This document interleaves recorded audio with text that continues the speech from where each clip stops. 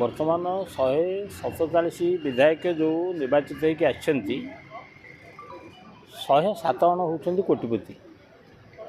ତ କୋଟିପତି ବିଧାୟକଙ୍କୁ ପୁଣି ଦରମା ନିଅଣ୍ଟ ପଡ଼ିଲା, ତାଙ୍କର ଦରମା ବୃଦ୍ଧି କରାହେଉଛି।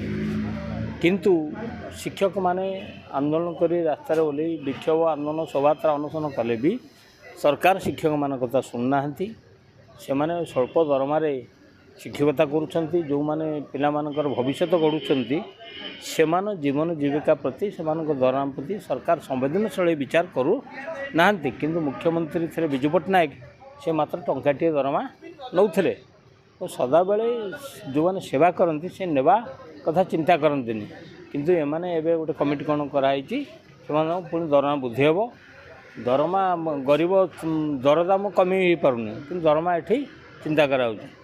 ଯେଉଁମାନେ ଚାକିରି କରିବେ ଦରମା ପାଇବେ, ତାଙ୍କୁ ଦରଦାମ ଚଳିବ। କିନ୍ତୁ ଯେଉଁମାନେ ଦରମା ନ ପାଇବା ଲୋକ, ଓଡ଼ିଶାର ଯେଉଁଠି 80% ଲୋକ ଗରିବ ଲୋକ ଟଙ୍କିକିଆ ମାଗଣା ଚାଉଳ ଉପରେ ନିର୍ଭର କରନ୍ତି, ସେମାନଙ୍କ ସ୍ଥିତି କ'ଣ ହେବ? ତେଣୁକରି ଆମ ରାଜସ୍ୱରୁ ସେମାନେ ନିଜସ୍ୱ କରିକି ଦରମା ନେଇଯିବେ। କିନ୍ତୁ ଓଡ଼ିଶାବାସୀଙ୍କୁ ସେତିକି ସେବା ଦେଲେ ହେବ। ଖାଲି ନେବାର ମନ ନୁହେଁ, ସେବାର ମନୋବୃତ୍ତି ହେଲେ ଗଣତନ୍ତ୍ର ସୁଦୃଢ଼ ରହିବ, ଜନପ୍ରତିନିଧିର ସମ୍ମାନ ରହିବ।